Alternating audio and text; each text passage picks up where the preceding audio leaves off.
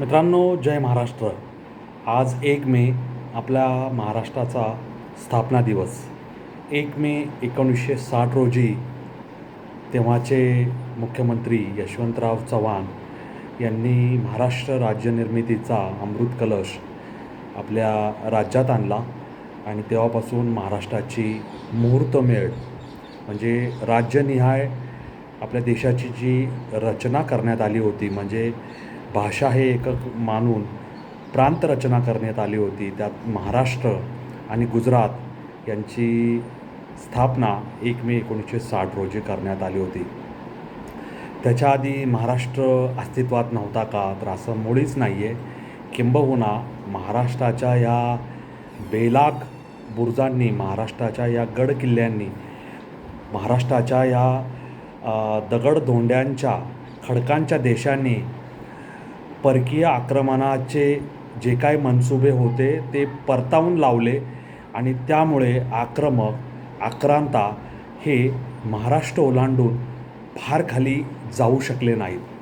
त्यामुळे महाराष्ट्राची अभेद्य ढाल ही नेहमीच आपल्या देशाच्या कामी आलेली आहे आणि हिमालयाच्या मदतीला सह्याद्री धावला असं आपण अभिमानाने म्हणतो. तंजावर ते तहत पेशावर असं जे शिवछत्रपतींनी स्वप्न पाहिलं होतं, ते स्वप्न मराठ्यांच्या आपले जे घोडे आहेत, ज्याला तट्ट म्हणतो आपण, त्या तट्टांनी अक्षरशः अटक नदीचं पाणी प्यालेलं होतं.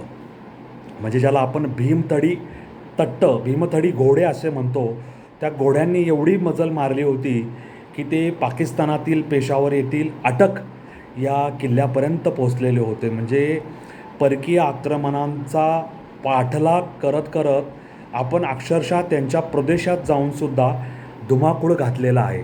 इकडे बंगालपर्यंत आपण मजल मारली होती आणि बाकीचा प्रदेशसुद्धा आपल्या टापूखाली आणला होता.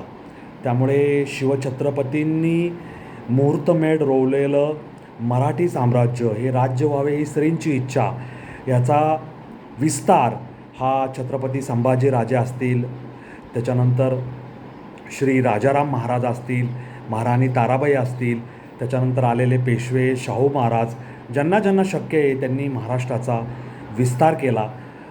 महाराष्ट्राची संस्कृती परंपरा ह्या प्रांताच्या पलीकडं नेल्या. तिकडच्या ज्या चांगल्या संस्कृती वगैरे आहेत त्या महाराष्ट्रात आणल्या आणि असा प्रकारे महाराष्ट्राचा विस्तार झाला, महाराष्ट्र व्यापक झाला. महाराष्ट्र ही पूर्वीपासून संतांची भूमी आहे आणि या संतांनी समरसतेचा, त्याच्यानंतर भागवत धर्माचा, समतेचा, भक्तीचा, ज्ञानाचा, वैराग्याचा पाया घातलेला आहे आणि जनमानस अक्षरशः ढवळून काढलेला आहे. आपला महाराष्ट्र हा कृषीप्रधान आहे, आपला देशसुद्धा कृषीप्रधान आहे, परंतु शेतात नांगर चालवणाऱ्या हातांनी प्रसंगी हातात तलवार आणि भाला धरायचं धारिष्ट्य आणि पराक्रम गाजवायची वज्रमूठ, पराक्रम गाजवायचे जे शारीरिक आणि मानसिक पैलू असतात ते आपल्या मनात आणि मनगटात पिळवटून एकरूप केलेले होते. त्यामुळे महाराष्ट्र हा पराक्रम असेल, हा शेतीवाडी असेल, हा उद्योगधंदा असेल, हा साहित्य असेल, हा समाजकारण असेल, हा राजकारण असेल, हा औद्योगिक विकास असेल, हा कामगार कल्याण असेल, या सगळ्यांमध्ये नेहमी अग्रणी राहिलेला आहे. आणि महाराष्ट्र त्याच्या नावातच महा अधिक राष्ट्र असं संबोधन आहे. हा महाराष्ट्र या देशाची निरंतर अखंड सेवा करत राहिलेला आहे. आज हा महाराष्ट्र 1960 ते 2016 म्हणजे 43 आणि हे 26 असे 66 वर्ष पूर्ण करून आपल्या कीर्तीची, आपण केलेल्या कर्तृत्वाची आणि आपल्या चांगुलपणाची प्रचिती संपूर्ण देशाला देत राहिला आहे. महाराष्ट्राने देशाला नेतृत्व दिलं. महाराष्ट्रात ज्याचा पाया घालण्यात आला तो नंतर देशाने स्वीकारला.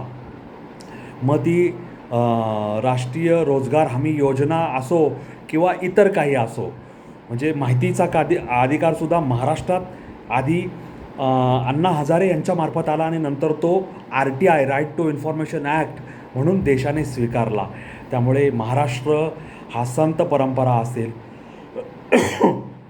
त्याच्यानंतर धर्माचरण असेल, स्वाभिमान जागृती असेल, संस्कृती निष्ठता असेल, देशप्रेम असेल, राष्ट्रीयता असेल, चळवळी असेल, संस्थांचं अग्रणी असं समाजाभिमुख काम असेल, शेती सहकार असेल, सहकारातून समृद्धी, समृद्धीतून विकास, विकासातून समाजकारणातून शिक्षणकारण आणि ग्रामसमृद्धी, अशा प्रकारचं काम महाराष्ट्राने करून दाखवलेलं आहे.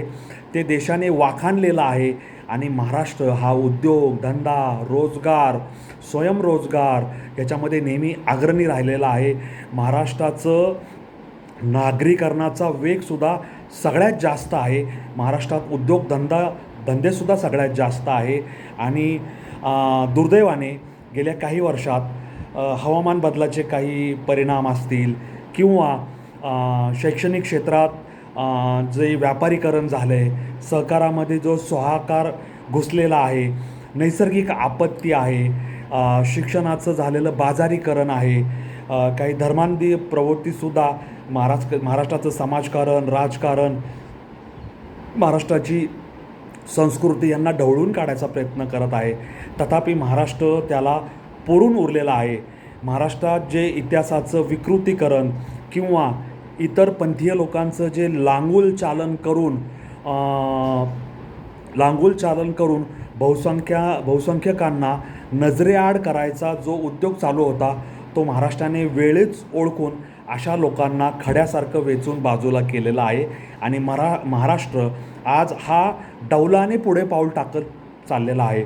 कधी काळी आपण मुंबई पुणे एक्सप्रेस हायवे केला होता, परंतु आता आपण समृद्धी हा महामार्ग केलेला आहे. आणि त्याच्यानंतर अक्षरशः महाराष्ट्राचं नागपूर टोक ते इथे कोल्हापूर असा शक्तिपीठ महामार्ग करत आहोत. आपण खंडाळ्याच्या घाटात पुणे मुंबई महामार्गावर मिसिंग लिंकचं काम पूर्ण करून ते 1 मे म्हणजे आजच्या दिवशीच आपण ह्या देशाला, राज्याला समर्पित करत आहोत.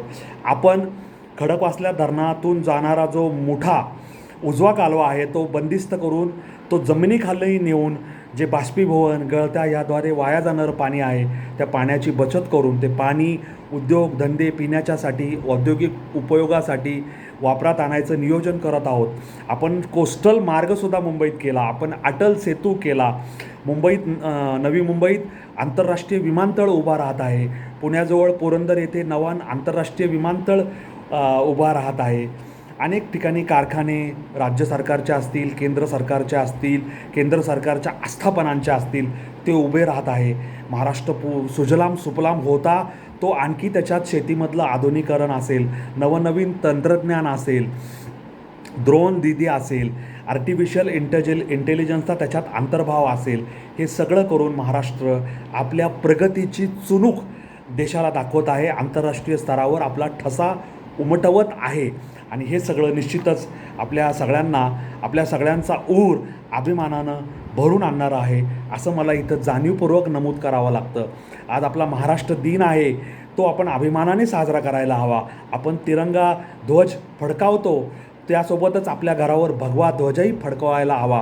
कारण हा भगवा ध्वज आपली सहिष्णुता, आपला पराक्रम, आपला चांगुलपणा, आपलं सूर्याचं तेज या सगळ्यांचं दर्शन घडवणारा आहे. तोच भगवा ध्वज आपल्या शिवछत्रपतींनी अभिमानाने आपल्या हातात घेऊन इथल्या लोकांमध्ये अस्मिता असेल, स्वाभिमान असेल, जागरूक केला होता. आणि लोकांना परकीय आक्रमणाविरुद्ध, परकीय सत्तेविरुद्ध, गुलामीविरुद्ध ठासून आणि नेटाने उभे राहण्याचं बळ दिलं होतं. त्यामुळे जय जय महाराष्ट्र माझा, दगडांच्या देशा, राकट देशा, कणखर देशा, काट्याकुट्यांच्या देशा, पण ह्या देशातच अभेद्य असे दुर्ग आहेत, गड आहेत, किल्ले आहेत, लेणी आहेत, देवराया आहेत, वनराया आहेत, अभयारण्य आहेत. काय नाही या देशात, काय नाही या महाराष्ट्रात. इथे दुधाचा महापूर आहे, इथे कृषी क्षेत्रातलं विविध शून्य मशागत तंत्रज्ञान, त्याच्यानंतर सेंद्रिय शेती, नैसर्गिक शेती, त्याच्यानंतर कडधान्य असतील, तेलबिया असेल, चारा पिकं असतील, फळबागा असेल, धनधान्य असेल, क्रांती असेल, हे सगळं घेऊन महाराष्ट्र सतत पुढे पुढे पुढे चालतच राहिलेला आहे आणि महाराष्ट्राने नेतृत्व केलं आहे. महाराष्ट्राने आपल्या मार्गदर्शनाखाली, आपल्या हातात असलेल्या दिव्य तेज ज्योत याच्या प्रकाशाखाली इतरांना येऊन पुढे मार्गक्रमण करण्याची दिशा आणि दीक्षा दिलेली आहे, असं मी या निमित्ताने अगदी ठासून सांगत आहे. जय जय महाराष्ट्र माझा. आपल्याला महाराष्ट्रात जन्म लाभला. आपण ज्ञानोबा तुकोबा माऊली असतील, छत्रपती शिवाजी महाराज असेल, आपण या महापुरुषांच्या कार्याखाली, या महापुरुषांच्या शिकवणीखाली जगलो आहोत, जगत आहोत. त्यांचे विचार, सुविचार, त्यांचं कर्तृत्व, त्यांचं चरित्र आपल्यात बांधून घेण्याचा आणि त्या बरहुकूम वागण्याचा प्रयत्न करत आहोत. आपल्याला तोच कित्ता गिरवायचा आहे. आपल्याला कोणाच्याही भूलथापांना बळी पडायचं नाही आहे. जे चांगलं आहे, जे भद्र आहे, जे सगळ्यांच्या विकासाचं आहे, जे जात पात धर्म विरहित आहेत, आपण सगळे एका ईश्वराची लेकरं आहोत.